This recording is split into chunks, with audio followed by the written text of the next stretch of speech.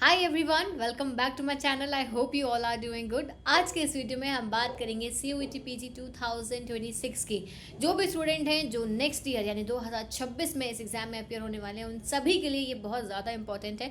इस वीडियो में मैं डिस्कस करूंगी पूरी की पूरी डिटेल्स, आपको सारी इन्फॉर्मेशन दूंगी CUET PG के बारे में, एग्जाम पैटर्न, प्रिपरेशन स्ट्रैटेजी और काफ़ी सारी इंपॉर्टेंट चीज़ें। बट आगे बढ़ने से पहले मैं एक बात आपको बताना चाहती हूँ। अगर आप मुझसे पर्सनली बात करना चाहते हैं, आपको कोई भी इशू है, कुछ आपको जानना है, फोरेंसिक की फील्ड से रिलेटेड आपको कोई इन्फॉर्मेशन चाहिए है, करियर को लेके, स्कोप को लेके, बेस्ट कॉलेजेस को लेके, या किसी भी तरीके की आपको प्रॉब्लम है, तो आप मुझसे पर्सनली बात कर सकते हो। ठीक है। साथ ही में पूरे 1 साल की ये काउंसलिंग रहेगी, आपको कॉल भी मिलेगा। साथ ही में आपको जो है, मैं पूरे 1 साल तक कोई भी आप अपने डाउट्स या क्वेरीज मुझसे पर्सनली पूछ सकते हो। So book your session right now. Okay इसके अलावा हमने यहाँ पे बैचेस लॉन्च करे हैं CUET UG के, CUET PG के। तो अगर आप CUET PG देने वाले हो 2026 में, तो आपके लिए बहुत ही अच्छी अपॉर्चुनिटी है। लोकार्ट्स बैच हमने यहाँ पे लॉन्च करा है CUET PG के स्टूडेंट्स के लिए, जहाँ पर हम आपको लाइव क्लासेस देंगे, रिकॉर्डिंग्स देंगे, PPTs, TPPs, PYQs, practice test, complete forensic science का सिलेबस पढ़ाया जाएगा, फुल डाउट सॉल्विंग सपोर्ट आपको दिया जाएगा। 7 मंथ्स का ये स्ट्रक्चर्ड कोर्स रहेगा, सारी चीज़ें आपको हम यहाँ पे पढ़ाएंगे। और सिर्फ इसका इतना प्राइस रहेगा। अगस्त एंड में ये कोर्स आपका स्टार्ट होने वाला है। सो एनरोल नाउ। लिमिटेड सीट्स हैं, सिर्फ 50 सीट्स हैं। जैसे ही सीट्स फुल होंगी हम रजिस्ट्रेशन क्लोज कर देंगे। ओके, तो एनरोल ज़रूर करना। और इसके अलावा अगर आप NFAT में भी अप्लाई कर रहे हैं, NFAT PG भी देने वाले हैं नेक्स्ट ईयर, तो आपके लिए ये कोर्स भी बहुत ज़्यादा इंपॉर्टेंट है, जिसमें फिजिक्स, केमिस्ट्री, बायोलॉजी और basics of forensic science 4 subjects रहेंगे। 6 महीने का ये कोर्स रहेगा, 6 to 7 मंथ ही ये यहाँ पे चलेगा। यहाँ पर भी आपको live classes, recording, syllabus complete पढ़ाया जाएगा, नोट्स, प्रैक्टिस क्वेश्चन सब कुछ दिया जाएगा।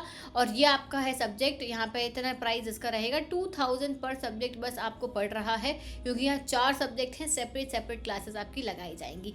इस दैट क्लियर? अगस्त में ही ये बैच भी आपका स्टार्ट हो जाएगा। So enrol now in this batch as well. दोनों को ज्वाइन कर लेना, क्योंकि दोनों का सिलेबस अलग है। एक पढ़ के आप 2 की प्रिपरेशन नहीं कर सकते हो। ठीक है।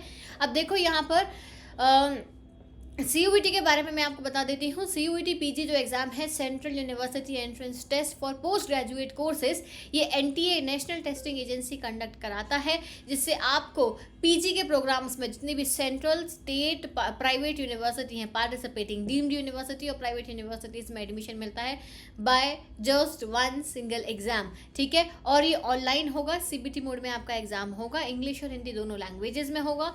105 मिनट यानी कि आपको 105 मिनट्स दिए जाएंगे इस पेपर को देने के लिए, अटेंड करने के लिए। एग्जाम पैटर्न क्या रहेगा? 75 क्वेश्चन होंगे। डेडिकेटेड सिलेबस होता है इनमें, मैं आपको सिलेबस भी बताऊंगी।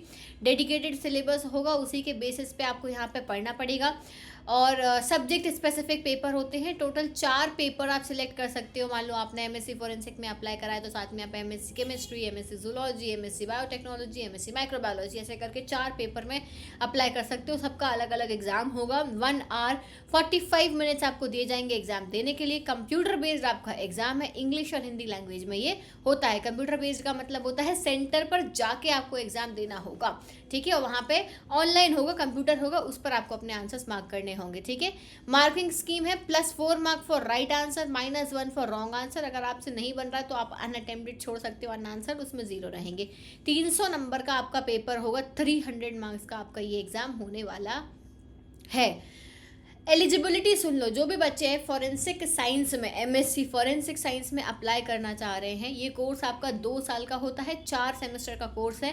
एलिजिबिलिटी है BSc इन फॉरेंसिक साइंस, या फिर लाइफ साइंस, या केमिस्ट्री, फिजिक्स, या फिर कोई भी ऐसी कोर्स, माइक्रोबायोलॉजी, बायोकेमिस्ट्री, या फिर BSc की कोई भी, बैचलर्स इन साइंस की कोई भी फील्ड से अगर आप हो तो आप जा सकते हो। लेकिन एक चीज़ ध्यान रखना बच्चों, आप जिस भी बैकग्राउंड से हो, अगर आप नॉन फॉरेंसिक बैकग्राउंड से हो और MSc फॉरेंसिक साइंस करने वाले हो, तो पहले आप मुझसे पर्सनली बात कर लेना, क्योंकि क्यों आपके लिए सही है ये फील्ड या नहीं है फील्ड, ये मैं आपका बैकग्राउंड समझने के बाद में आपको सजेस्ट करूंगी और आपको राइट गाइडेंस दूंगी। जैसे कि ऐसा ना हो कि MSc फॉरेंसिक कर लिया लेकिन वो आपके काम का ही नहीं रहा, है ना, काम का ही नहीं रहा, आगे जॉब्स ही नहीं मिली तो हम स्ट्रगल कर रहे हैं, तो वो कोई सेंस नहीं बनाता। इसलिए मुझसे बात कर लेना मेरी गाइडेंस को बुक करके, ठीक है। मैं आपको बता देती हूँ, हमारी ये वेबसाइट है forensicbypriyanshi.com। यहाँ पर आप जाओगे, नीचे जैसे ही स्क्रॉल करोगे तो आपको यहाँ पे get 1-on-1 counselling with Priyanshi मिल जाएगा। बुक नाउ पे क्लिक करके आप बुक कर सकते हो। एक्सप्लोर कोर्सेज पर जाओगे तो यहाँ पे आपको सारे कोर्सेज मिल जाएंगे। तो CUET के बैच में फटाफट से एनरोलमेंट कर लो, लेट मत करना, बहुत इंपॉर्टेंट है। और साथ में NFSU का भी कोर्स लेना, क्योंकि दोनों का सिलेबस बिल्कुल डिफरेंट है, बिल्कुल अलग अलग आपको प्रिपरेशन करनी पड़ेगी, ठीक है। और यहाँ पे आपको नोट्स मिल जाएंगे, यहाँ से आप नोट्स ले सकते हो, और बाकी की डिटेल्स भी आपको इसी वेबसाइट पर मिल जाएंगी। अगर आपको कोई दिक्कत जा रही है एनरोलमेंट में तो आप हमारे इस हेल्पलाइन नंबर पर कांटेक्ट कर सकते हो, ठीक है। चलो, तो सिलेबस की बात करते हैं। CUET PG का जो फॉरेंसिक साइंस का सिलेबस है ये डेडिकेटेड टू फॉरेंसिक साइंस ही है। पूरा का पूरा यूनिट्स हैं आपके, 13 से 14 यूनिट हैं, और सिर्फ फॉरेंसिक साइंस आएगी इसमें। पहला यूनिट है इंट्रोडक्शन टू फॉरेंसिक साइंस, पूरा बेसिक्स दिया हुआ है, फिजिकल एविडेंस, फिर फंडामेंटल्स ऑफ पुलिस। इसके बाद में जो है नेक्स्ट आ जाता है, ओके, ठीक है। पहले एक चीज़ बता दूं मैं, नोट्स के लिए क्रेयॉन्स ऐप है, ये आप स्कैनर दिख रहा है, इसको स्कैन करो। यहाँ पे आपको hand written notes, PPTs, PYQs, practice DPPs सब कुछ मिल जाएगा। एवरीथिंग इज अवेलेबल, तो यहाँ से दे सकते हो, ठीक है। नेक्स्ट यूनिट है आपकी पुलिस साइंस, फिर क्राइम सीन ऑफ क्राइम, फिर आपका क्राइम सीन मैनेजमेंट है, इसी में उन्होंने ये इंक्लूड करा है। लेट्स सी इस साल ये अपडेट करते हैं या नहीं, इस टॉपिक को हो सकता है अपडेट करके न्यू क्रिमिनल लॉज डाल दे, पर मैं तो वैसे भी अपने कोर्स में न्यू क्रिमिनल लॉज ऑलरेडी पढ़ाती ही हूँ, जिससे कि आपको जो है अगर आगे आ जाता है तो कोई दिक्कत ना आए, ठीक है, क्योंकि वो इंपॉर्टेंट टॉपिक होता है। Fingerprint document and other impression, जिसके अंदर इतनी सारी चीज़ें आती हैं, ब्रॉड सिलेबस है ये, समझो पूरे बैचलर्स का सिलेबस है। फिर इसके बाद में फॉरेंसिक बायोलॉजी एंड सीरोलॉजी, इसके बाद में आता है chemical separation and instrumental techniques, फिर फॉरेंसिक मेडिसिन, फिर आता है forensic toxicology and drug analysis, general chemistry आ जाती है, और general physics. General chemistry, general physics से बहुत कम क्वेश्चंस आते हैं, तो वो आपको वो भी पढ़ाया जाएगा, पर इसमें से कम आता है, बाकी पूरा फॉरेंसिक साइंस आता है डेडिकेटेडली। और लास्ट ईयर का जो पेपर आया था वो काफ़ी टफ आया था, स्टूडेंट्स के नंबर भी कम आए थे, तो इसलिए हमें डिटेल में पढ़ना पड़ेगा। अगर आप नॉन फॉरेंसिक बैकग्राउंड से हो तो आपको और एक्स्ट्रा एफर्ट्स डालने पड़ेंगे।